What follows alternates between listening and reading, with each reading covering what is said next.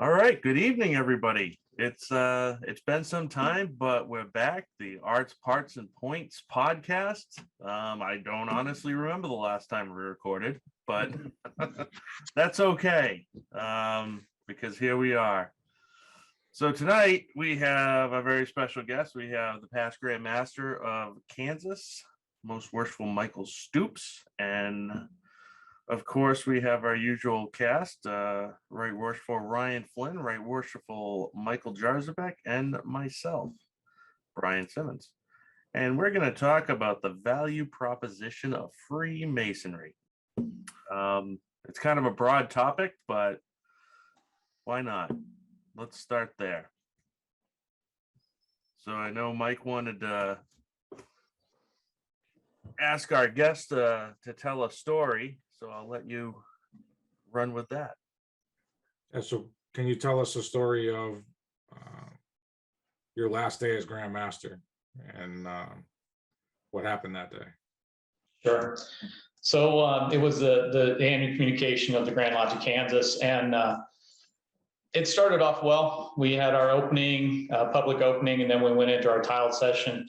And during the tiled session, our brothers from Prince Hall Grand Lodge of Kansas joined us. We had the Deputy Grand Master, the Grand Master, two past Grand Masters, all of which I'm pretty good friends with. And I had them join us at the various locations for the officer. So the Grand Master of Prince Hall, Kansas joined me in the Grand East.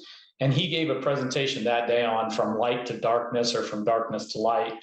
And his point was, are we living in darkness? Or are we living in the light? Which he and I hadn't even talked about topics for his discussion, but that's what he gave, which tied in perfectly with what my plan was for my exit at the end of our tiled session that day.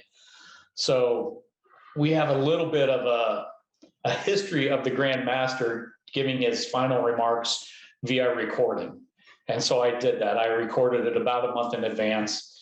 And it talked about the Essenes, how the Essene novices were given robes of white to wear, and how they had to prove their proficiency, their sincerity, their ability to keep secrets before they would advance through the different stages of that order, and how they would come together and break bread and meals and everything. And part of that, it was also that they had to prove proficiency before they could do their ritual. But I went back to the novice part, that I was only elevated for a brief period of time by the craft, and that now I rejoined them as a novice, striving to be that perfect Mason that we all want to be.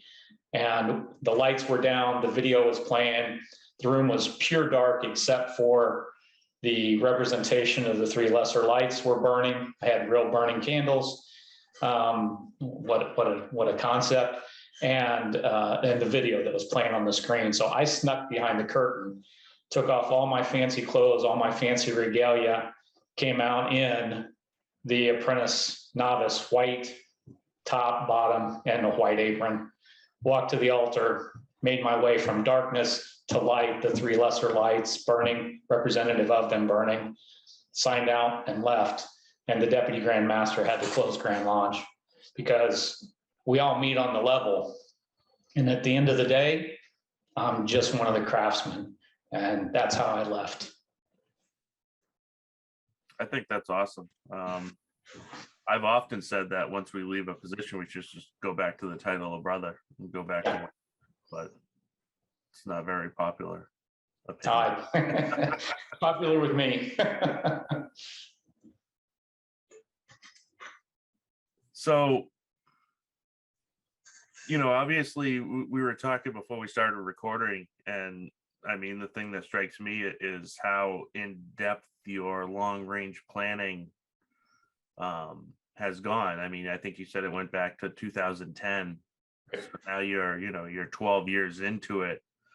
What can you tell us about that? Like, how did it come about? Because you always hear about Grand Lodges having long range planning, but I mean, yours sounded significantly different.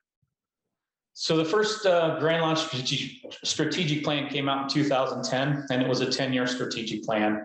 Originally, it was put together by a small group of, I would say, leaders of the craft, the first iteration of it. That quickly changed. In 2012, a refreshment session took place to update that strategic plan. So only 2 years into that 10-year plan, it was recognized that it had some weak points and needed to be worked on. At that time, the leaders of Kansas decided that they would put together a cross-section of Kansas Masons, a committee made up of older members, newer members, past masters, people that had never been in office, rural lodges, city lodges, just a big lodge, small lodge, just a good cross-section of the Masons in Kansas. But the one group that they decided could not be part of the strategic planning committee was anyone that was active in a leadership position at Grand Lodge. So district deputies, area deputies, elected and appointed Grand Lodge officers could not be part of that strategic planning committee. And what that led to was the rank and file members of the craft sat in on that session, decided what the mission and vision statement were for the Grand Lodge and what this path forward should be, what Grand Lodge should be doing to support the craft in Kansas. So there was a little shift in the mentality even within that first 2 years of our strategic planning. And it's been that way ever since. Every time we refresh or redo our strategic plan, it's the rank and file members of Kansas that get to come together and tell Grand Lodge leadership, this is what our strategic plan should be. This is our path forward. Here's the mission and vision you need to work off of. That's kind of different than what I know most other jurisdictions do. And I think it's greatly helped Kansas because not only are the leaders of the Grand Lodge accountable to the craft, but that makes the craft accountable to themselves because they set that plan in place. They told the leadership what they're supposed to be doing. Since 2012, there's always been a membership value portion of the strategic plan, if you will, membership experience, excellence in membership. It's been called different things at different iterations, but it was always about creating value for the members in some way, because we recognize that in order for people to stay, they have to see value in it. Everything we do is about value, whether you go out to eat, whether you eat at home, what you choose to eat, if you're going to buy a car, if you're going to buy a house, if you want to travel. Everything we do consciously or subconsciously is a question of value. And if there's no value in it, you don't do it. So if you're going to stay in Masonry, you have to see the value in it. And so there's always been one or two primary parts of the strategic plan that emphasize value to the membership. Oh, that's great. So as a person that's been on, well, Mike and I have been on Grand Lodge committees for, the better part of the last decade. How do you identify the people that are going to be on this committee to come up with the strategic plan? Is it just kind of open and people can submit ideas, or how do you do this? No, so I wasn't privy to the formula. They came up with it in 2012, and actually I was selected to be on that committee in 2012 because I was a fairly new Mason. I was junior warden of my lodge at the time. So I fit into a couple different of the categories that they were looking for, and I got picked to attend as part of that committee. That's kind of the thing. It's not somebody that hasn't shown up at lodge for the last 10 years. That name's not going to come up, right? It's people that they know are at least actively attending lodge and then fit into the different criteria they need to get the cross section. So they'll pick a few young guys, a few old guys, old being longer term Masons, if you will, young being shorter term Masons. And we know what our lodge demographics are, whether it's a big lodge, small lodge, whether it's a city lodge or a rural lodge. So they just kind of pick a few people from here and there and put together a 15, 20 person committee. That's good. We have a long range planning committee that was really just formed, I think, a year or two ago, if I'm not mistaken. I know a few people on it, but I don't know who's on it. It's more of the Grand Lodge theme, but I definitely think that this is something that we should bring to them as an idea, at least to give a different perspective to what they're thinking. Sure. And the one thing about ours also is that committee is only formed for the period of time that it's needed to do that refresh, to come up with those new ideas, maybe change the vision, maybe change the mission, and come up with that plan.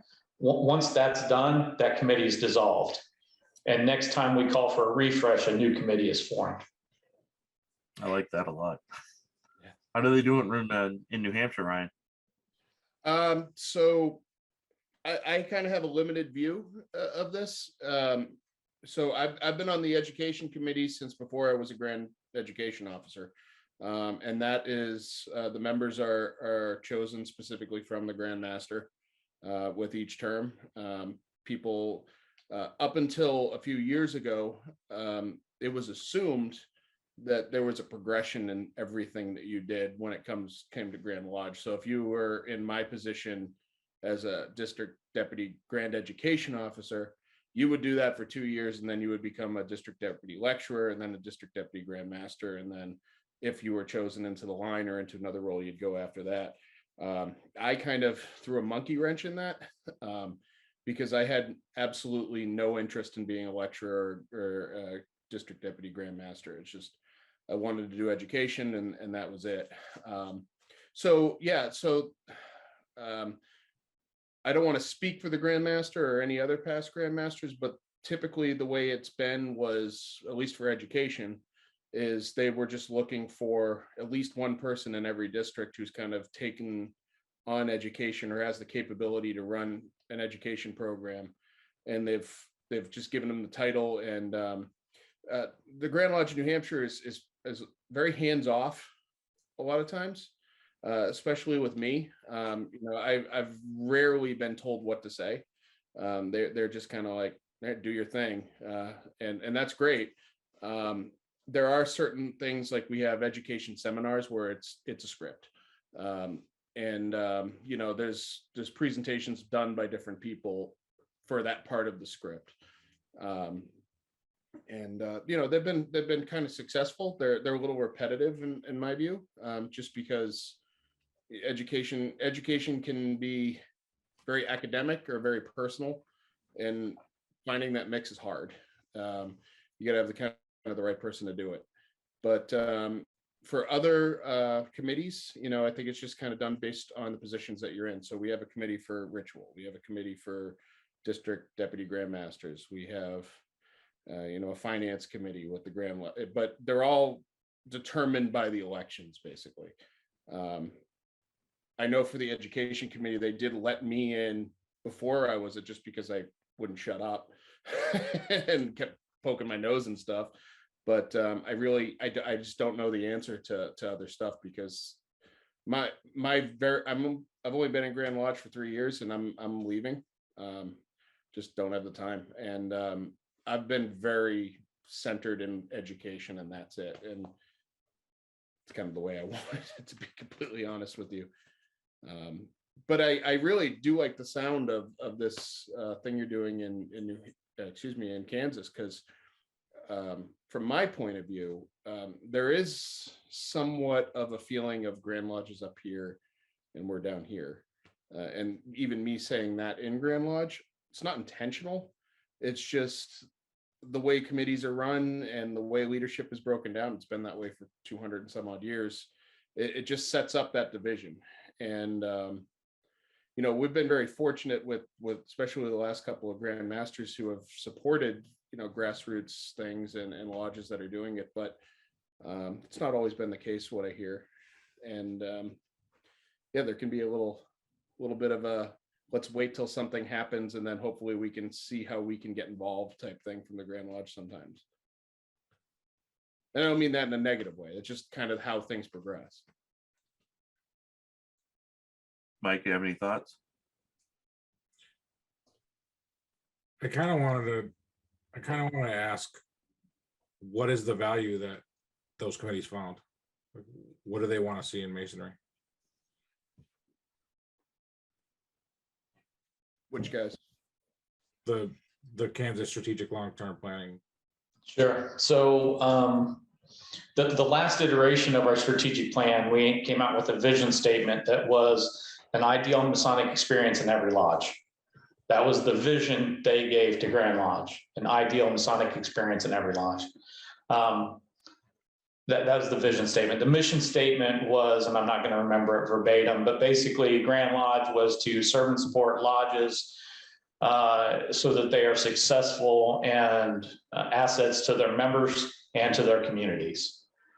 So that was the overall mission of Grand Lodge, was to support the local lodges so that they could be successful as assets to their members and communities. Out of that, there were 3 lanes that they gave us: excellence in the Masonic experience, and that tied into retention and growth of membership, excellence in communication, and excellence in the ritualistic work. Excellence in the ritualistic work is pretty easy to describe. That's making sure the lodges can perform the work properly along the guidelines that we have set in Kansas, or they can find assistance to perform that work if they need assistance from outside. Excellence in communication was a strong emphasis on doing a lot more things digitally. We actually digitized our cipher, which had only been printed in a hard copy up until this last year. And we digitally published it. It's secure behind our membership portal. You have to buy a copy of it, and then you can load the secured copy on your phone through an app that we use. So we digitized the cipher. We digitized the petition for the mysteries of Masonry. It's the first time we've had a digital petition in Kansas was last year. People were up in arms about it, but quite frankly, it's more controlled than the paper copy was. In order to use it, a member has to log on, initiate the process. When he saves the first page with his name, his information, and the potential candidate's information, a notification is sent to the potential candidate, and he has to fill out the rest of it. So it's not like some of the lodges that I've seen where they're handing these things out like flyers to the next football game to everybody that passes by. We had lodges that would do Boo at the Zoo in Topeka and literally had candy and petitions on the table for the Halloween event. So this is much more secure in a digital format. Digital communication with the lodges. I'm going to step on some toes here, but quite frankly, a lot of times we found that the secretaries of the lodges or instead of being the disseminator of the information they were supposed to be, they became the gatekeeper, and they decided what the members heard of the communications that were sent out. Well, right now, every communication that goes out from Grand Lodge goes out to everybody we have an email address for. That way, they can go to Lodge and go, Brother Secretary, why aren't you telling us about this? I got this in my email. Didn't you get a copy of this? Because it wasn't working. We weren't getting the communications out. So we use the tools we have, and we just email it out to everybody now. Our digital publication of our proceedings, our digital publication of our, I don't know whether it's quarterly, whatever our newsletter / magazine is now, that all goes out digitally as well. So that was part of the communication that the strategic planning committee wanted to see, and we're still working on it. There's other things. They want to see more stuff on TikTok. They want to see more stuff on Instagram. They want to see more stuff on Facebook, and those things are being worked on. Going to the membership part of it, the value and membership part of it, since that's the emphasis of tonight, that they were pretty clear, and it was stated on multiple occasions that Grand Lodge is responsible for setting standards and making sure those standards are upheld. And that came out time and time again through the different statements they made to us, because we don't just get a plan with, here are the 3 lanes, here's your mission, here's your vision, go. No, it comes with a discussion of what they talked about, what they thought the emphasis should be. And that emphasis on Grand Lodge setting standards and holding lodges accountable came out multiple times in different wording, but it was there over and over again. And so one of the things we did was we set an accreditation program in place. So every lodge gets an inspection by a district deputy grand master every year. And part of that inspection process now in the report, we actually score them: unacceptable, marginal, fair, acceptable, and exceptional. A lot of lodges didn't like it, but it's the same report we've used for over 10 years. We just put a word with it at the end. It's the same information we've asked for. It's the same stuff we've been looking at. We just said, okay, now we're going to hold you accountable. Here's how you're doing. You know, that value quotient, I come back to that because that's the important part is what is the membership? What is the value to the membership? And I got the opportunity to be a judge for the Entrepreneurship Challenge here in Kansas. Our Kansas Masonic Foundation is a sponsor of that. So we get to sit in as judges from time to time. And I was judging the high school portion of it at the state level. So these were the top 8 teams that we're looking at from the high school level. And one of the young ladies, she made earrings and she only sold these earrings at boutiques. And one of the other judges said, well, you could sell a lot more earrings if you went to craft shows and different festivals and you had a table at the festival. And she said, yeah, but I would have to sell them for less because as long as I'm in the boutique, there's a perceived value in that boutique that is higher than what I would get going to a craft show. She hit the nail on the head. It's perceived value. Absolutely. Well, it's perceived value in Masonry too. And so one of the things we looked at was what's the perceived value of a membership in Masonry? Well, if we're going to rush you through the degrees as quick as we can, we're not going to require any proficiency, any memory work. We're going to get you to Master Mason so you can do whatever you want to do as a Master Mason. We're going to charge you $40 to get there. And we literally have a lodge that's $1 over per capita. So it's $31 a year to be a Master Mason in that lodge. What's the perceived value? Mm-hmm. You spent 3 hours of your life, 4 hours, 5 hours, maybe. You spent $40 to get in, and now it's $31 a year to be a Mason. There is absolutely no perceived value in that. So those are the kind of things we started looking at is, what is the value quotient of bringing somebody into Masonry in that kind of a system?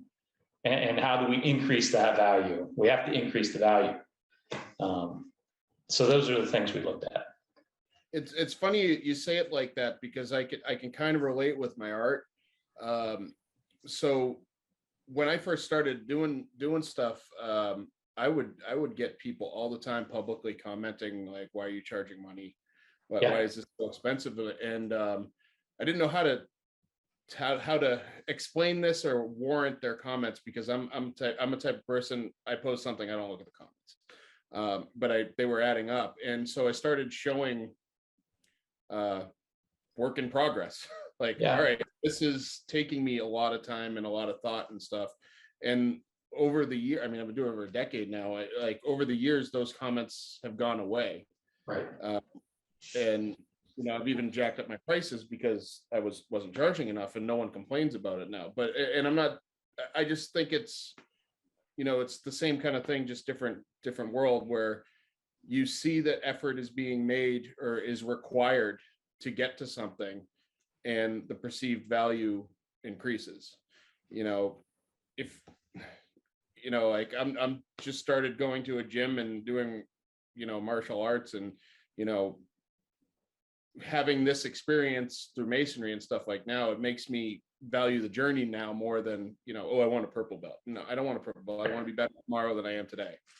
And I didn't have that mindset going before Masonry, but if they were just like, yeah, come back in 30 days and you get your next belt, like who the hell would care about the belt, Correct.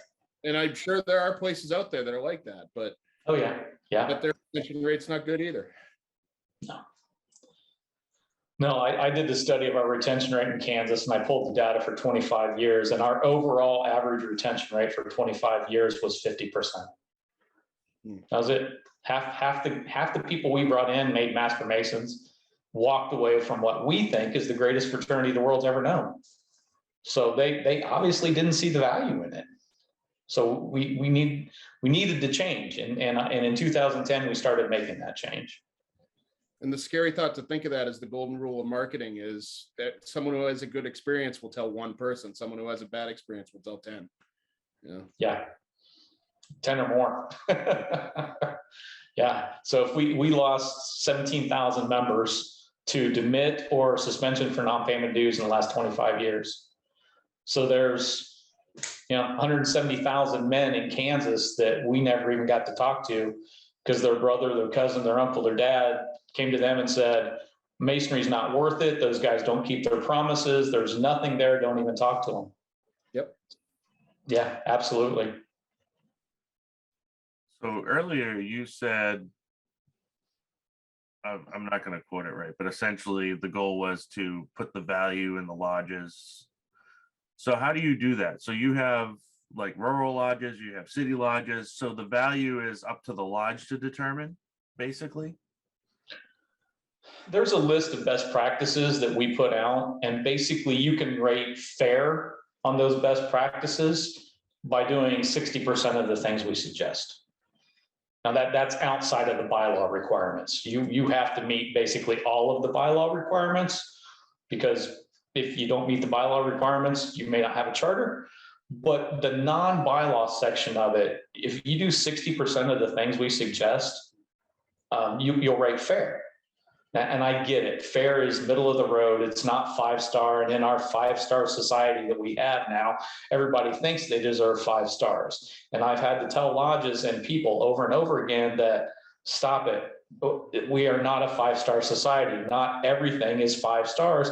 And being fair, being middle of the road sometimes is okay. It means you're doing okay, but there's some other things you might want to work on.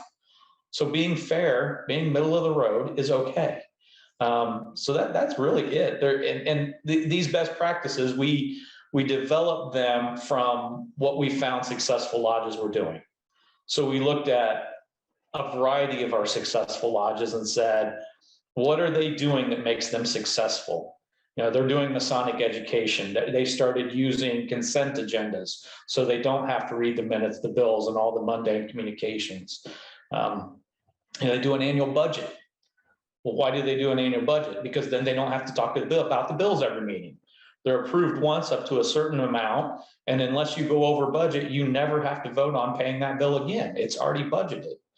We don't want to talk about who's going to sweep the floor, clean the toilet, plunge the toilet next time it gets full, who's going to make the next bean soup meal, and these kind of things in our meetings. That's not what Masonic meetings are about.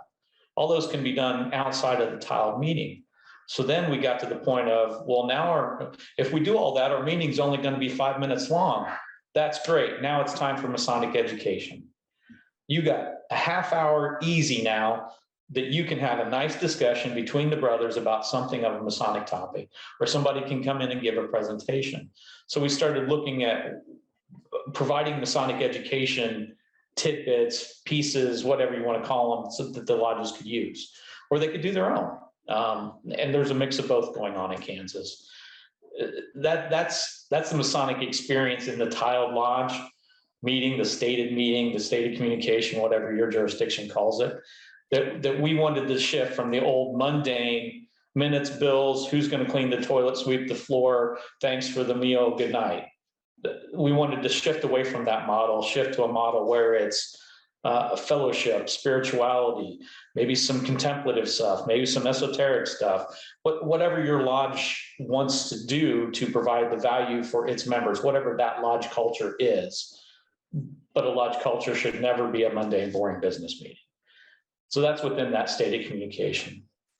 The other emphasis was on the degree work, to make sure that our members, when they came into Kansas, were given a degree that was impactful, meaningful. There has to be value in the degrees, or why are you going to keep coming back? We reestablished, it was always in the bylaws, but we reestablished that you are required to do minimum proficiency between degrees.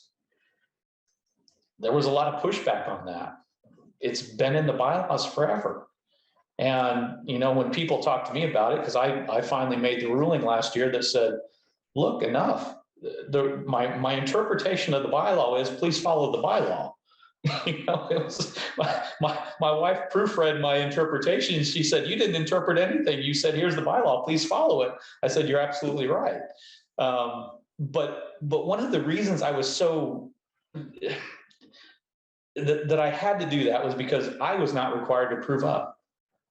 I didn't do any memory work. I was not required to be proficient between my degrees. And after doing that and looking back on it and realizing I was supposed to do that memory work, that was required. I was supposed to have mentoring. I was supposed to have coaching. I was supposed to learn what it meant to be an entered apprentice before I became a fellow craft. And that was stolen from me. Pure and simple, it was stolen from me. And you know, guys talk about, oh, we're not stealing anything by shortcutting the ritual, or we're not stealing anything by changing the way we make a master mason. Well, you're stealing something, because I felt like something was stolen from me. And if that's the case for me, that's the case for probably everybody. You know, I didn't want to be part of stealing that experience from another brother in the future. And I don't want to be part of that. So memory work's required. It's part of our bylaws. It's part of our process. It's part of the experience of becoming a master mason. So, you know, we went back to the proficiency work that has to be done. So that's inside the tiled session. That's the initiatic experience, the coaching, the mentorship. But we also looked at what is the ideal Masonic experience in every lodge. Well, it's not just those things. It's actually every time you interact as a Mason. So when you're acting at church, you're acting as a Mason. Everything you do as a Mason. You're a Mason. You should carry everything you learn as a Mason into every part of your life. So isn't everything a Masonic interaction? And so we have the Kansas Masonic Foundation is our charitable portion. In Kansas, they're completely separate. The Grand Lodge is the Grand Lodge. The foundation is the foundation, and they're two separate entities. The foundation provides programs for the lodges, which is kind of different. A lot of foundations provide very high-level programs that are handled at the jurisdictional level, you know, Masonic homes, Masonic charity, whatever it is. In 2013, we started driving all that back down to the lodges. So when we give money to a charity in Kansas, it goes through the lodge. The lodge requests it for a local charity.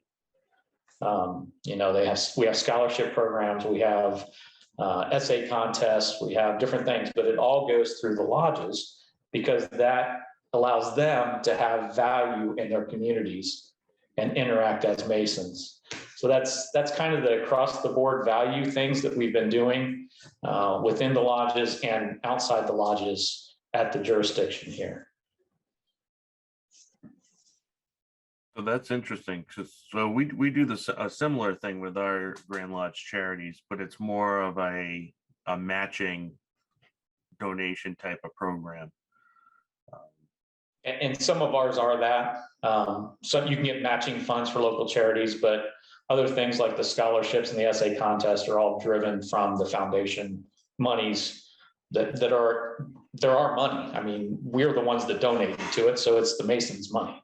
So yeah, our scholarship is very successful. It's the same thing, you know. If you're I think it's yourself, your kids, or your grandkids all can put in for the scholarship, and there's separate scholarship areas by county. You know, if a brother passed away and he donated X amount of dollars earmarked for this area, you know, I know my area has a special one, but I mean, it's definitely a great idea to push it down to that level, because I think it means more if it's the lodge going to the school to hand the check than it is, you know, you just get the check in the mail.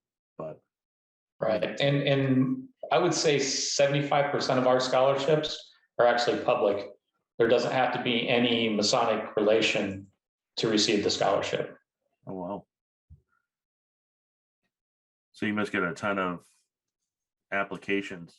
Well, I guess the lodges would then, right? Well, all the applications go through the foundation, but then the awards system goes back down through the lodges. Okay. So when they do the online application, they can pick a lodge that they want to have the scholarship come through if they know one.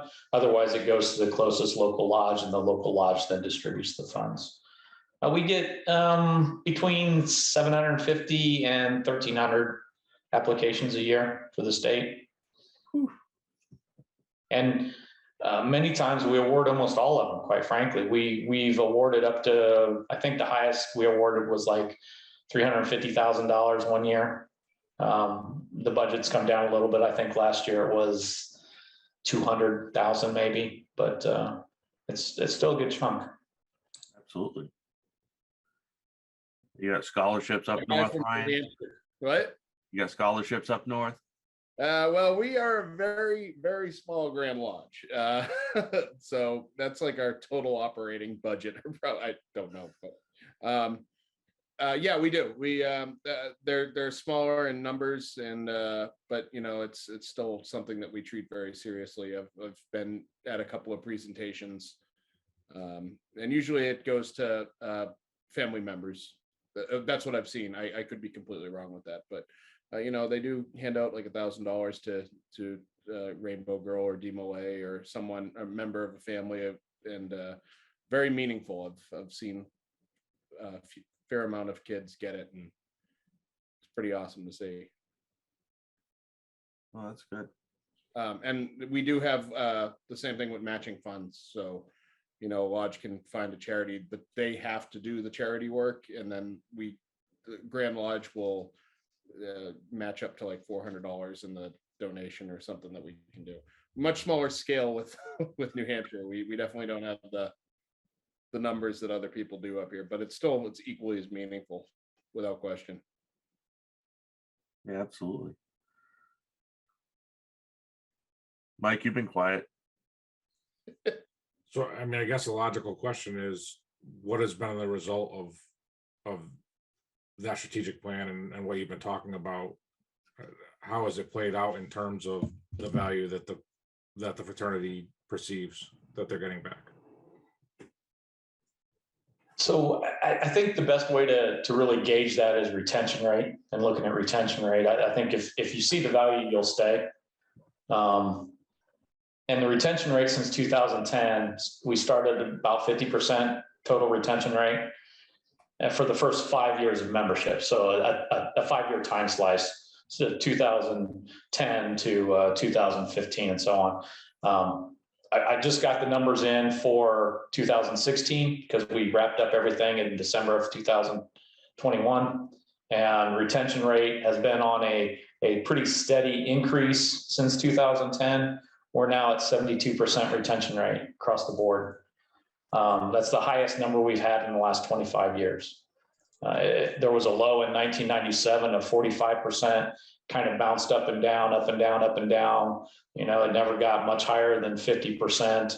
In 2010, we were right at 50%, and we've been on this incline, steady, nice incline to 72% now. So I hope that continues to go up. All indications are that it will. And I think that's the truth in the numbers right there. If you can provide value, the people will stay. And I think that's what we're seeing. So how about on the front end? So I know you're providing value, but obviously you must be a lot more straightforward with the expectations to the candidates at this point.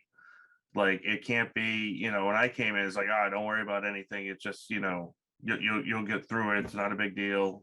And that was pretty much it. You know, I did have to do memorization and all that, and, you know, exemplify the obligation in front of the lodge, which, you know, scared the crap out of me at the time, but, you know, I'm happy I did it.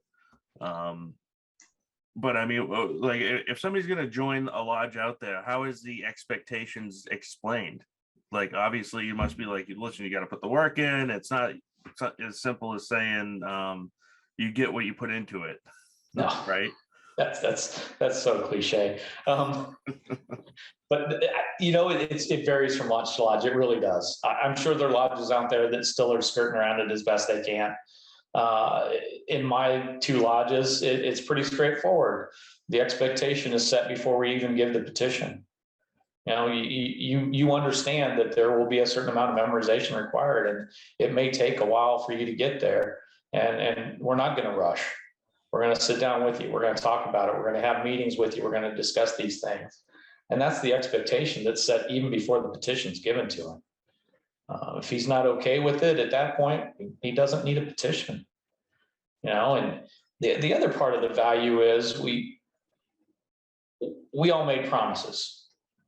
It's not just the person kneeling at the altar that made a promise that night. right? Everybody standing on those sidelines makes a promise.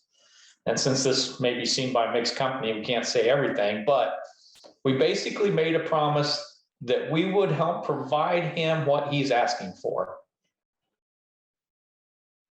Well, if we've never talked to him, if we've never asked him the question, what do you want out of Masonry?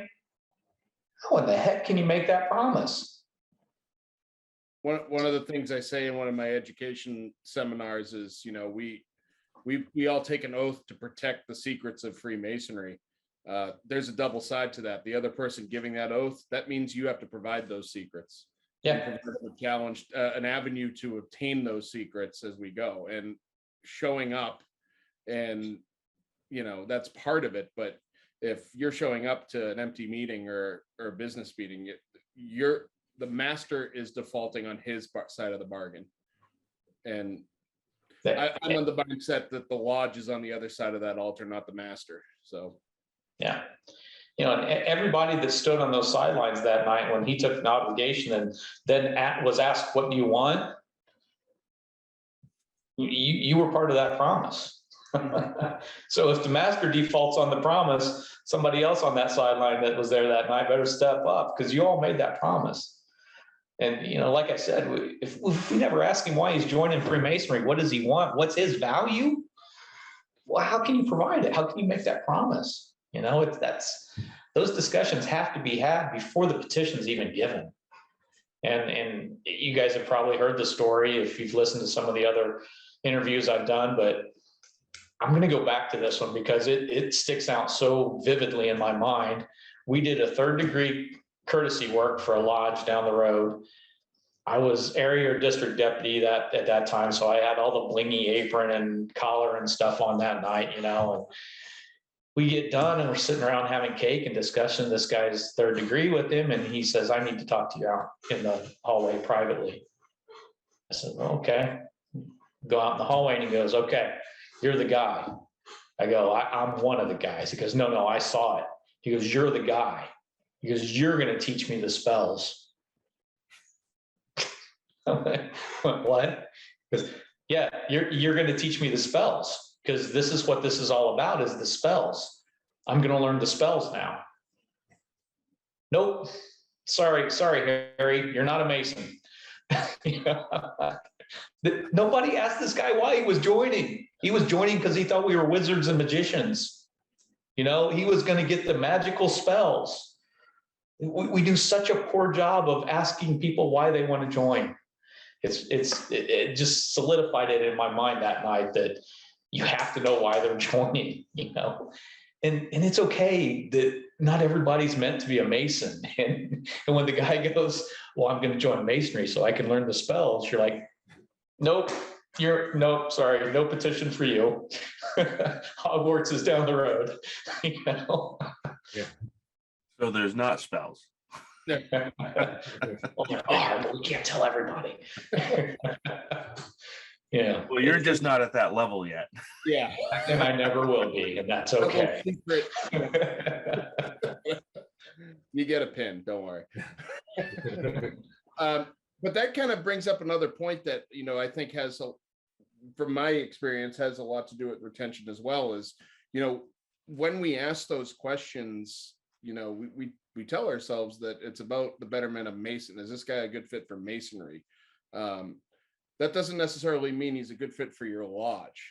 And, you know, I've witnessed it, I'm sure we all have, where people are just interested in numbers. We got another guy, we're doing, and then, you know, brag on Facebook, yeah, we got a candidate and all that stuff. Well, if you're in a lodge that does absolutely no charity work and you're completely esoteric, and you get a guy who's coming in saying, I want to be a Mason because, you know, I like the shrine or something like that, and you say, come on in, you know, we got another degree, he's going to leave because, you know, you're not providing what he's searching for. When a simple conversation of saying, go down to this lodge here, that's going to be a better fit for you.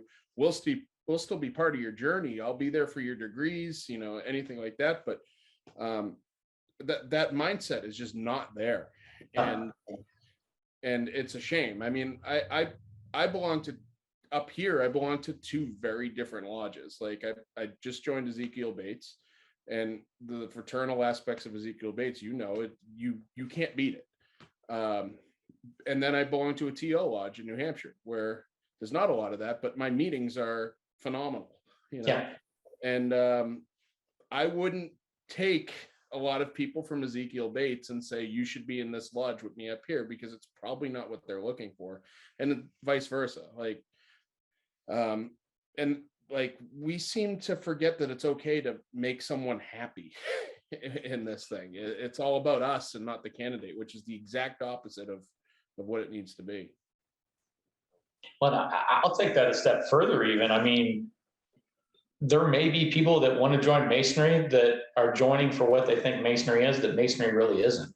Mm. If you want to join a service organization or a social charity, that's not Masonry.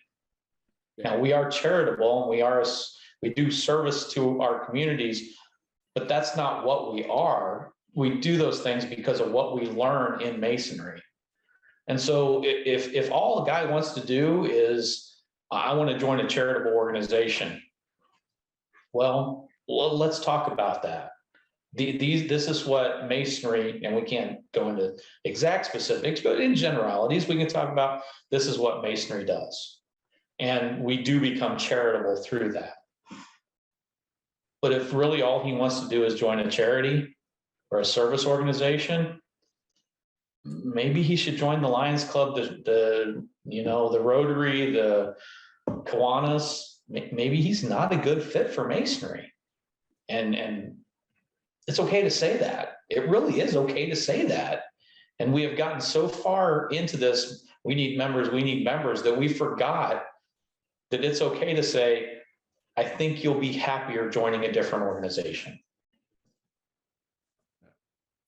That brings up an interesting point, though, because due to lack of education, and I'll say the overpopulation of Masonry for the past X amount of years, the meaning of Masonry has been lost a lot of times. And in some lodges, it is a social club. And that puts people in a really hard position where we say Masonry isn't that, or isn't intended to be that, when we have a lodge over there that is fully functioning, that lives by that. You know, they might not do an education seminar in the next decade, but they'll be out at the soup kitchen 5 times a week getting stuff done. And it's a very difficult conversation, maybe even an impossible one to have, when we get into what you're doing is not Masonry. And frankly, I've witnessed that discussion make people leave. And it's when that discussion brings in the egos of, you know, there's a way to have that discussion where you, with open arms, and I'm here to support you. And then there's the F you because you're not doing what I believe Masonry is. And, you know, both of those can cause people to leave. Absolutely. I mean, it's a discussion of, okay, you're being charitable. Are you being charitable because of what you learned in Masonry? Hmm. And if you're not being charitable because of what you learned in Masonry, then let's go back and look at what we learned as charity in Masonry, and let's visit that. You know, of course we're charitable, but we're not a charity. Right. And you're right. It's a hard discussion to have. If we can meet on the level as brothers, all wearing white aprons, and have that discussion, it's an easier discussion on the level. That's for sure. So how does the value come from Grand Lodge in Kansas? Like,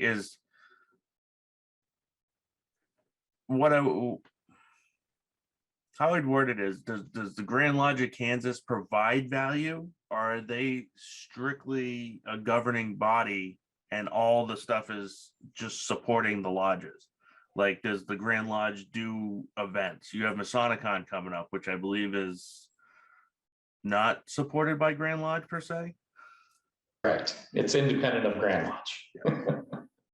I would say Grand Lodge supports it in an ideal sort of way, but it's not a Grand Lodge function. It's not a Grand Lodge event.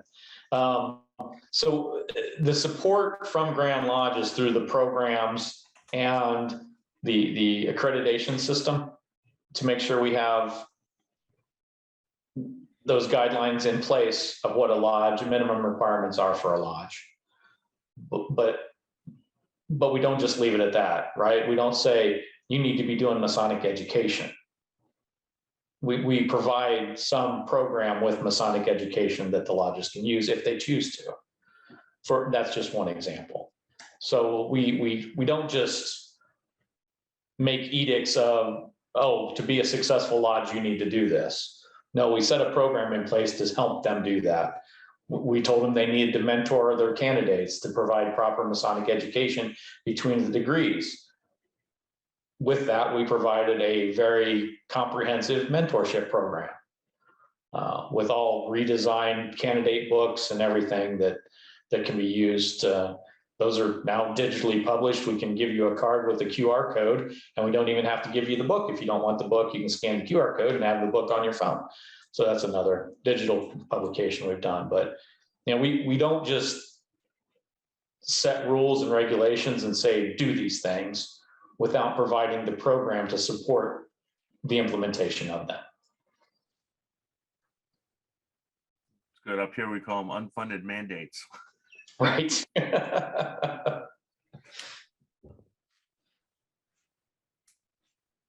Mike, So you look like you want to say something. Oh, Ryan.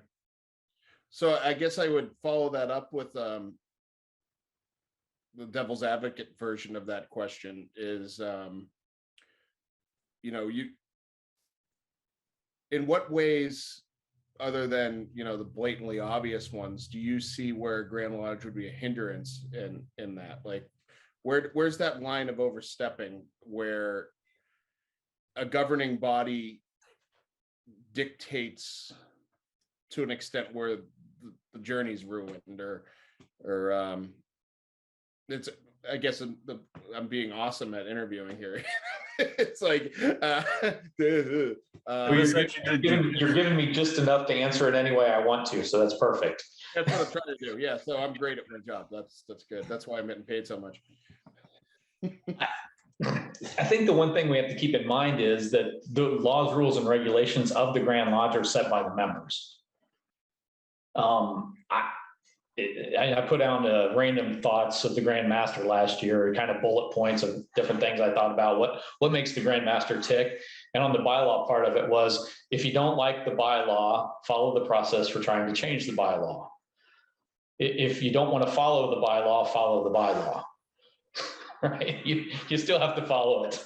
But the membership sets those rules. Grand Lodge leadership, the guys in the fancy aprons, they don't set those rules. So if you don't want to follow the rule, try to amend it. I've written more bylaw amendments in the past 5 years than anybody else in Kansas, because I thought there was stuff that was onerous on the lodges. For instance, there were lodges that were meeting on the fourth Monday. Well, we had a bylaw in place that said your lodge must meet on or before the third week of the month. Well, they were only meeting on the fourth Monday, so they weren't adhering to the bylaw. Well, I'm supposed to be the guy that makes sure everybody adheres to the bylaw. So I go visit the lodge and I go, look, guys, here's the deal. You're not adhering to the bylaw. I will help you write a bylaw amendment to change this bylaw, and I'll give you dispensation to go ahead and meet on the fourth Mondays until the annual communication when the bylaw amendment comes up. And that's the way we handled it. It was passed. Guess what? They're all good now. They can meet on the fourth Monday and not violate the bylaw. So, yeah, are there times when the enforcement of the laws, rules, and regulations can become cumbersome on the lodges? Yes. But remember, it's the members of those lodges that set those laws, rules, and regulations. So, when do you step over that line? Probably when you do it in a way that's not brotherly. Like if I just came in there and said, I don't care what you guys do, you're in violation of the bylaw and I'm going to take your charter. Well, that'd be overstepping that, right? That's not the way to handle it. The way to handle it is to come to a common ground where we can attempt to make the change. And at the end of the day, everybody was happy. So, but that's just me personally. That's how I handled it. Not everybody's going to handle it that way either. And I did arrest a charter. I arrested a charter of a lodge. I tried to work with them. They hadn't met in almost 3 years. I showed up on an official visit that everybody was notified for, and I was the only person there. The door was locked. I summoned the officers to the next meeting, and guess what? There was at least 5 guys there so we could meet. And I said, look, at your next meeting, you have to have a quorum. You will set the future path of your lodge by what you do at your next meeting. Only 2 people showed up to the next meeting, so I arrested the charter. Did I overstep my bounds? I don't think so. Was I doing what was in the best interest of Masonry? Well, if the lodge isn't going to meet, then they don't need a charter anyway. Actually, it worked out pretty well. I arrested the charter, which means I had to assign a special deputy. 14 guys from the surrounding county decided they wanted to join that lodge and save it. They came in, the 14 guys joined the lodge within 2 months.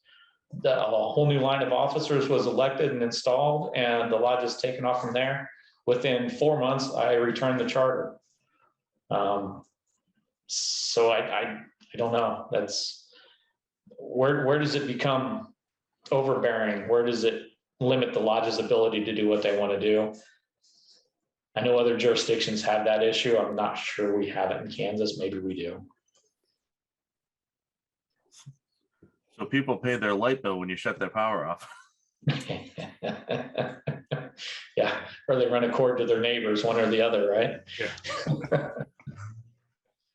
Yeah. I think in generalities, when a lodge is trying to do something to establish their own environment that they want to operate in, whether let's take, for instance, an observant lodge type situation where they want to use candles, they want dim lights, they want to use music, maybe they want to bring in incense, maybe they want to do a chain of union before the closing or after the closing ritual, whatever the case may be.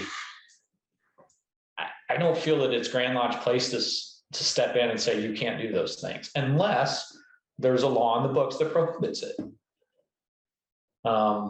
So allowing a lodge to operate in its own way, as long as it conforms to the laws, rules, and regulations of the jurisdiction, Grand Lodge should say, amen, please do that, enjoy it.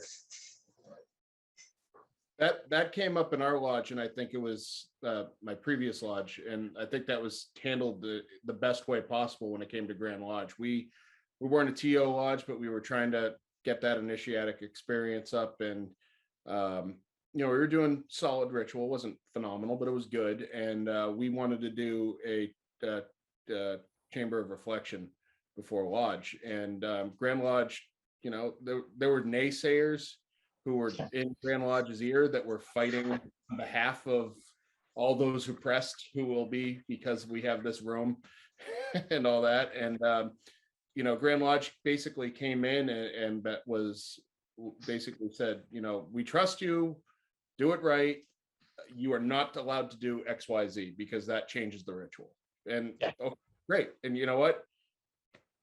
Almost every candidate that we had asked to go through it. That was the other thing. It had to be optional. Every candidate except one while I was master, went through it and said they loved it. The one guy who didn't do it said he wished he did, so that seemed to be handled right. And I hope I should say that if we were a ragtag lodge that didn't take anything seriously, then there would have been more pushback because that done wrong could cause problems. Sure. It was do it by the book. These are the regulations. We're going to be watching you. And that was fine with me. I hope someone would be protecting the ritual that way. And of course, there's always people who are like, well, they can't tell us what to do. I'm like, well, yeah, they can. That's kind of why they're there. There's that charter on the wall right there that Yeah. says they kind of can. Yeah. So the structure of Kansas seems to be a bit different from definitely New England, where you mentioned earlier area deputies. Can you go through like your structure just so we can better understand it? Yeah, so now we have 8 areas, geographic areas. And within those 8 geographic areas, we have 3 to 6 districts now. And this all changed in March. So I'm having to remember how it changed. And each district contains 4 to 7 lodges. So we have area deputies over each of the 8 areas, and then subordinate to them are district deputy grandmasters, and each of them have 4 to 7 lodges assigned to them within their district. Basically, the district deputy grandmasters are tasked with doing a annual inspection of the lodge, which is that accreditation program, the best practice guide that was sent to all the lodges. You know, what parts of it are they following? Are they following the bylaws as well? And then the area deputy grandmasters, they are kind of tasked with summarizing those district reports and then passing those up to the Council of Administration, which are the elected officers at the Grand Lodge level. So that it's kind of middle management is area deputy grandmasters here. You know, when it takes me from Kansas City, it takes me 8.5, 9 hours to drive to the furthest southwest lodge. That's you're not going to get everywhere. So we kind of had to break up the state into areas and then subsections for districts. The area and district deputy grandmasters are not tasked with ritual. They do not teach ritual. That's not their job. We have district schools of instructions where we have grand lecturers come in and teach the ritual each year. But the district deputy grandmasters and area deputy grandmasters are administrative, if you will.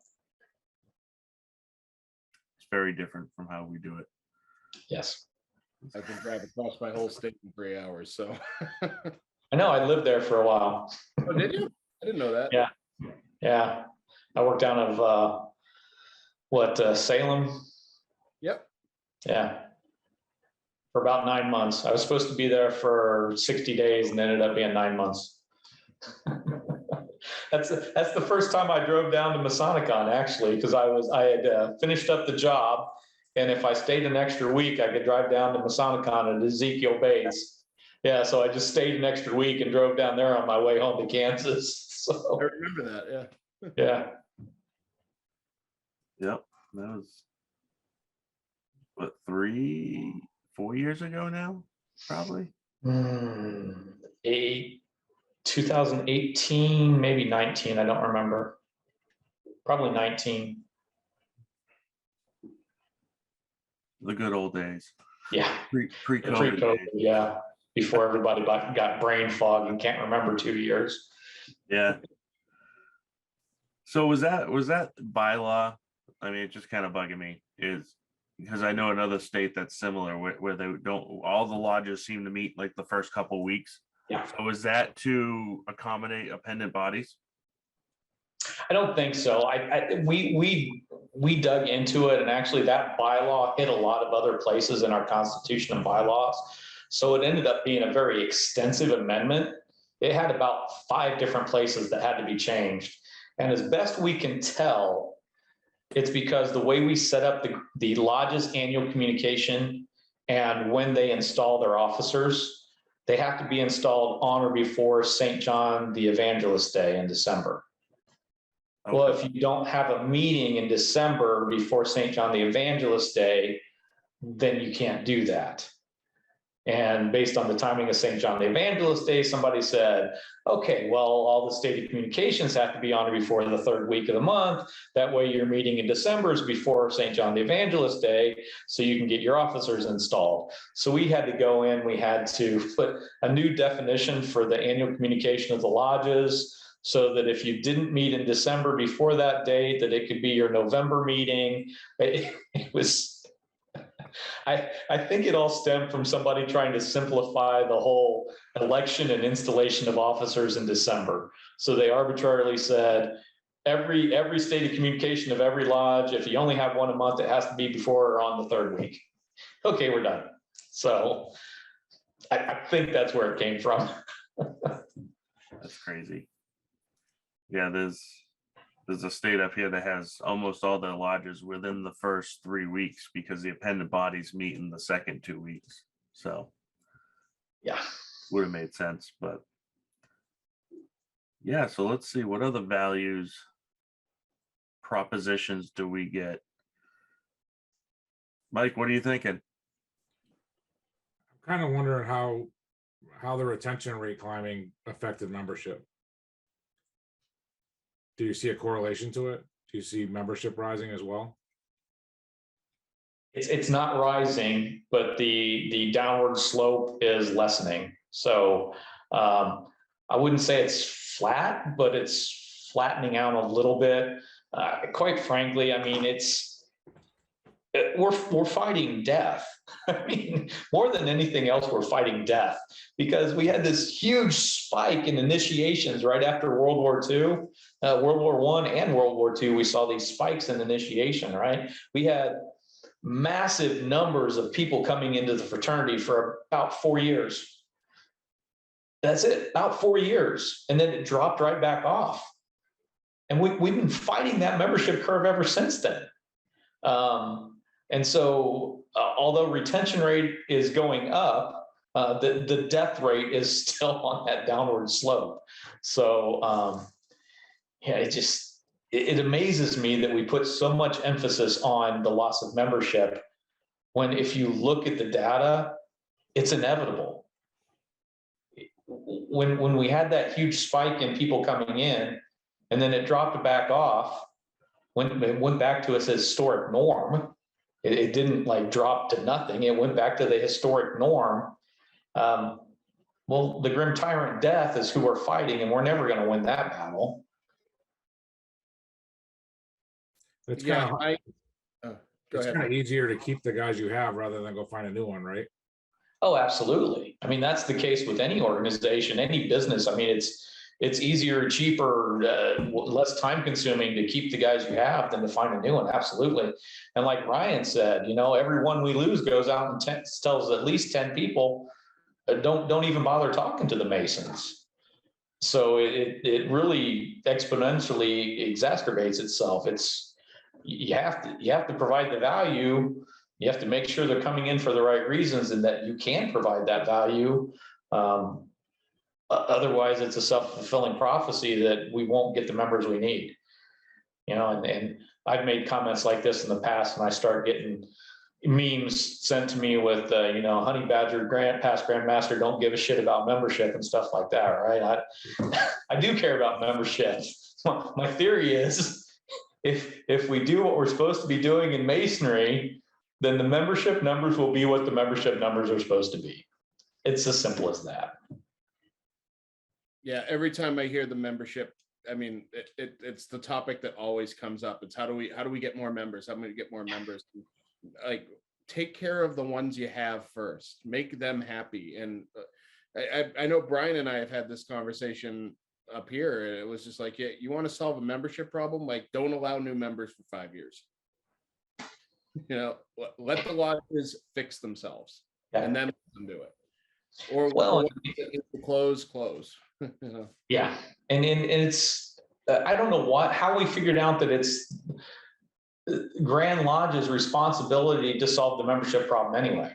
Right. Grand Lodge isn't supposed to make members.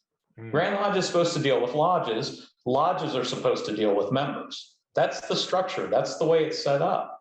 So why all of a sudden 25, 30 years ago, the decision was made now that it's Grand Lodge's responsibility to make members, to deal with the membership numbers. It skewed everything. It really did. Now, and even worse now, I hear presentations given from other jurisdictions where constantly equating membership numbers to revenue. You know, we brought in this many members in this way, and that equated to $300,000 worth of revenue for the Grand Lodge over the past 5 years.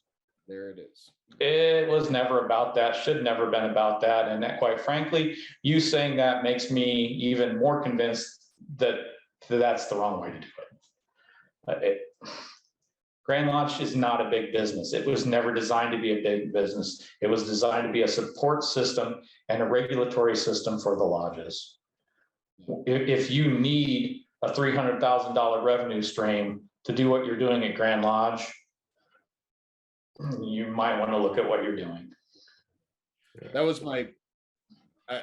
I understood the noble intentions of when it came out, and I stood up in Grand Lodge and spoke against it when the Not Just a Man, a Mason advertising campaign started coming everywhere. They brought it to New Hampshire. They came in, did a great presentation on it. It's a good looking campaign. You know, they did a good job with it, but you know, I got up, I said, this is false advertising for a lot of places.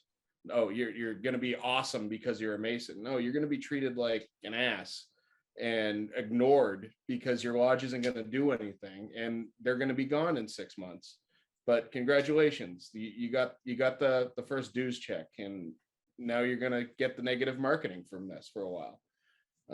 So if you're gonna put stuff out like that, you better damn well be able to back it up. And that's where the problem is. It's not that they're not coming in, it's they're not staying, or they get no value in it at all. Yeah, and full disclosure, Kansas is probably going to buy into that marketing campaign in the next 9 months. Mm-hmm. But it's going to be handled in a way that we control the dialogue. Because quite frankly, we're at a point in Masonry that there's enough dialogue out there that we're not controlling, that we need to start controlling part of it. And then maybe that's a good way to do it. So,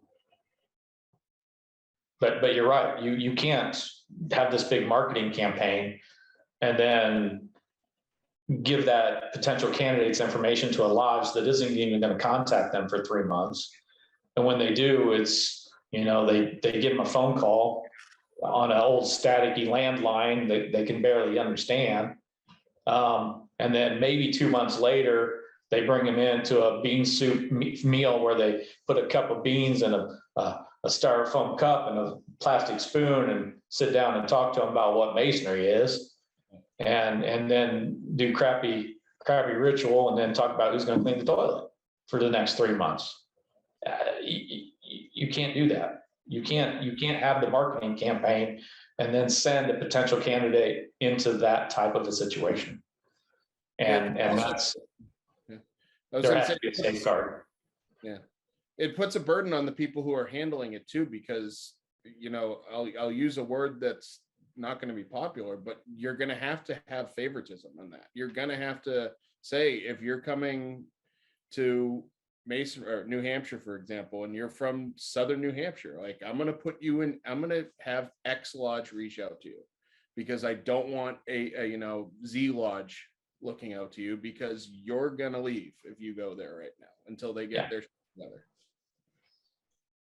So Nevada did something similar a few years ago, and they actually found that they didn't have to do much selection, because they put out a thing to the lodges that said, we want you to opt into this program. We're going to do the Not Just a Man, a Mason campaign. We're going to have potential candidates being contacted. And in order for your lodge to get those referrals, here's the things you have to do. Some of them were like, you had to contact the potential candidate within 48 hours or 2 business days, whatever it was, of receiving his information.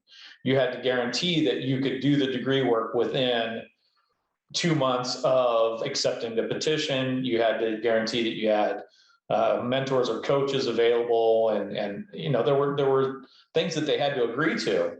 Well, I think all but like 18 of their lodges, they didn't even return it. They self-opted out.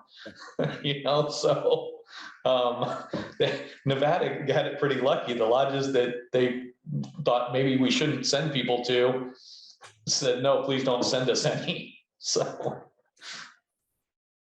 you've had the opportunity, obviously, to go to Grand Masters conferences, I'm assuming. And we're seeing more people start to come with your mindset across the jurisdictions. The Grand Master Colorado just put out a YouTube video maybe a month ago at this point, but it's all falling in the same vein. So at these conferences, is it starting to like have a divide between the old way of thinking and the new way, or is it still mostly the old way and you're a little pocket of excellence, if you will? it's hard to say. I mean, there's still definitely the old way, and well, there's the last 3 decades way, and then I'm going to say I'm the old way. So Ancients and the moderns are back. I'm the ancients. They're the moderns. What a brilliant piece of PR that was for those guys, right? So I'm definitely the ancients. But all the conversations I had were very supportive of the ideas I had. Is that because they just didn't want to be confrontational, or is that because they really agreed with me? I don't know. It seemed like they were genuine most of the time, and that there is a thought that going back to the usages of our fraternity as they were up until 3 decades ago makes the most sense, that we have lost something and we need to regain that. I mean, Dwight L. Smith wrote about this in 1967, 69, whenever it was. He wrote several things, and he saw it then, and we've ignored it. We've ignored it for 60 years. You can't make it bigger, cheaper, and easier and expect it to be better. That's the bottom line. You just can't. Quality versus quantity. And I saw something earlier today on Facebook where somebody's theory now is that we're going to get quality through quantity. Well, yeah. You throw enough mud against the wall, some of it's going to stick, but you end up with a pile of slop at the bottom of the wall. What do you do with that? Yeah. I mean, yes, there's a divide. How many are on each side of that divide? I have no idea. I can tell you that there's a 1-day class Grand Master in a jurisdiction that does not promote 1-day classes. He says that's absolutely the wrong way to do it. He didn't like it, and his entire jurisdiction over the past 5 or 6 years is going back to full proficiency, full questions and answers. So there's people on both sides of this, and I think there will be for a long time, and that's okay. At the end of the day, I think everybody has the heart that they're doing the right thing for Masonry. I just question whether they have the right information and knowledge to make that determination sometimes. I think it's interesting. You brought up about lodges being the body that's supposed to make Masons and Grand Lodge can't. And I realized that a few years back when you read a charter, that the charter says that a lodge has the ability to make Masons, provide for its membership, several other things, and Grand Lodge doesn't. And so with Kansas, you're empowering the Masons and the lodges in the jurisdiction. And it seems like to do a 1-day class, a lodge is giving that power back to Grand Lodge. They're giving away their right to empowerment. And I don't think that enough lodges realize that if the lodges did what they were supposed to do and raise candidates, then there would be no need for a 1-day class, because Grand Lodge wouldn't wouldn't be in a position to take that power back because the lodges wouldn't give it to them. Absolutely. I agree with that 100%. I question, other than the landmark that says the Grand Master has the right to make a Mason on site, Mhm. I question whether Grand Lodge can even make a Mason. I know for us, if we do a 1-day class, we open a lodge. I've seen it done both ways. I've seen it done both ways in Kansas, and I've seen it done both ways in other jurisdictions. So, and yes, we have done 1-day classes and chance to advance, which is just 2 of the degrees in 1 day. I think the last time we did it was probably 2014, I think, was the last time we had a chance to advance here in Kansas. And the numbers just aren't good. I mean, 33% of the people that went through 1-day classes in the last 25 years are still Masons. So 2/3 of those guys are gone. A chance to advance is just a little bit better. It's like 60% left. So 40% stayed. But as I said earlier, the traditional path, the 3 degrees on 3 different days, wasn't much better in Kansas. We were at like 51% of retention. So I think we're addressing the overall value quotient in Kansas, and we're providing the value to the members. Yeah. I mean, that's the one thing, all the numbers that ever got thrown around about 1-day classes, I've never seen a number or a statistic that shows what the actual candidates that took the 1-day class, how they felt afterwards. It's always, well, how does everybody else feel about them? What are the numbers? But nobody ever asked them like how they feel, if they feel that they got the value out of it. And I think by you asking all the membership if they get a value out of it and trying to provide that value, that's the important thing. Yeah, and I mean, just anecdotally, which I hate to do anecdotally, but I guess it's not anecdotally. I was there. I've had 2 occasions where we had members that went through 1-day classes that were so upset that they didn't get the experience of the second section of the 3rd degree, that years later, we actually emulated the second section of the 3rd degree for them, with them as the candidate, because although we could never give them that true experience because now they've seen it, we could at least attempt to give it to them as best we could later on. So that tells me that they missed something. There's something missing there if we do it. If we don't have them as the focus of the degree, if they're sitting on the sidelines and watching it, then they're missing out on something, and something profound. I think they're missing out on. And somebody said, well, that's the way the Scottish Rite's done it for a long time. Well, if that's the right way to do it, if they have the magic sauce by doing it that way in the Scottish Rite, where we get 25, 30, 200, whatever it is, guys, and we watch a passion play or a morality play, and that's the right way to do it, then why isn't every Mason a Scottish Rite Mason? If that's the true magic sauce, then I think everybody would jump on it. So I don't think that's the magic sauce. That's okay for Scottish Rite. That's the way they want to do it. That's the way they're set up. But that's not the way we were set up for the first 3 degrees. So I think you hit it right on the head with something you just said. When we go through a degree, or when a lodge should go through a degree, the candidate is the focus. The event is for him and for the journey that he's on. It is part of the journey. And when you have a 1-day class or a step-up class and stuff like that, it immediately becomes about the logistics. It's not about the journey. It's not about the initiatic experience. It's about goals. And those goals are definitely not growth or personal growth. And I think that's one of the biggest things that I have a problem with them.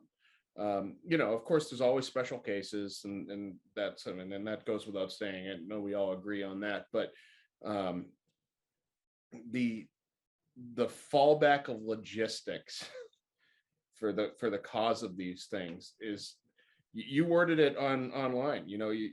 It's perfectly said. We're stealing something from these people, in order to make our lives easier. And the other thing is, I keep hearing they're too busy. They don't have time to go through the traditional path.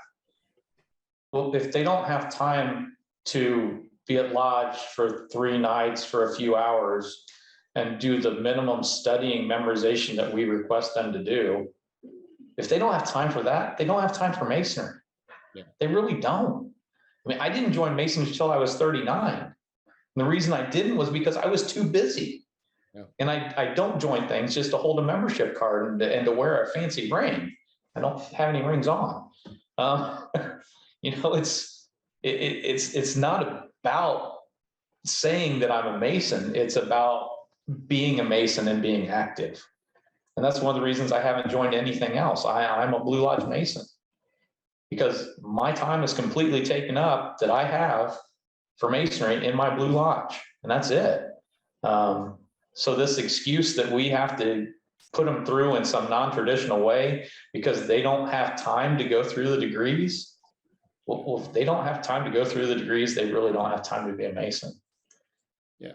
And I think we kid ourselves too. Like I hear that, well, I didn't have time to memorize all of this. 8th grade, my class had to memorize the opening scene of Romeo and Juliet. I remember it. Okay. And guess what? That's more ritual. That's more memorization than my catechisms combined. And I did it in 8th grade with sports and other classes and stuff like that. But we seem to put our ego into what our accomplishments are and say, like, it's this grandiose thing that we've done. And realistically, if you look at it objectively, it's not that much work. In fact, my lodge up in New Hampshire, we, in between our classes, we add things to it to make it work. Like you have to do the catechism. You also have to do a presentation in lodge and talk about the degree and have an open conversation with it. So there is actually more work than this basic just memorize X, Y, Z. And I completely agree. If you can't put that time in, either A, someone's not providing you the experience to do that, which is the real problem, or B, it might not be the best time for you. And that's why I'm leaving Grand Lodge right now. I do not have time for it. And, it's a hard decision to come to, but there's a big difference between I don't want to be an elected officer or I don't want to be a Mason. If you don't have time to be a Mason, then okay, you don't have to be a Mason. You can be I will hang out with you no matter what. You're a cool guy, right? You can't be a Mason. You're unable to be a Mason right now. That's okay. We don't, we use terms like profane and stuff like that just to I'm not a huge fan of that, but make ourselves feel better. Yeah, exactly. But there are damn fine people. One of my best friends can't be a Mason because he's an atheist. It doesn't mean I look down on him because of it. He's just not a Mason. That's me talking. Yeah. It's interesting too that sometimes I think we say that, like, we get these big classes or one-day class guys, and you wonder if it really changed the numbers or if the lodges just outsourced all their work to make the one-day class successful. Like, would we have raised the same amount of Masons? How many more Masons did we raise than if we asked them to just do it the regular way? Yeah, I mean that's one of the falsities of a presentation I watched was the premise given was because of one-day classes, there's now 12,600 more Masons in this jurisdiction than there would have been had we not done one-day classes. And I said, I'm sorry, that's a false premise because you don't know how many of those people would have joined through the traditional way had they not been put in a one-day class. You can't even legitimately make that statement. That's a false premise. So you're absolutely right. We don't know what the numbers would be because they have been skewed. Even if you take them at face value, the other way to look at that is that's 12,000 degrees that weren't done. That's 12,000 experiences that we've robbed of people or 12,000 steps on this journey that we've decided they don't need. But it equated to a $300,000 revenue increase for the Grand Lodge over the last 4 years. I mean, I'm from New Hampshire. That's a lot of money. You're kind of talking me into this right now. So The Kiwanis are looking for new members. So what's next for you then? You're a past Grand Master, you're Blue Lodge Mason. I mean, I guess there's not much more to go up on. So are you going to branch into a different body, or have you been tasked by the current Grand Master to do something? So I've always kind of been the behind the scenes guy here with digital stuff. So I'll continue to work on that. I do a lot of the planning for the Annual Communication and Leadership Academy. So I'll continue to work on that. And I've tasked myself last year going into this year with heading up the outward facing educational campaign for Kansas, being the not just a man of Mason type stuff. Because I wanted to have some control over it, quite frankly. So, so I'm working with a couple groups to see if we can get that going. We budgeted some money in the annual budget for it, and I'll be working with that. As far as appendant concordant bodies, I don't see myself joining any. I'm still happy with my level of activity in Masonry.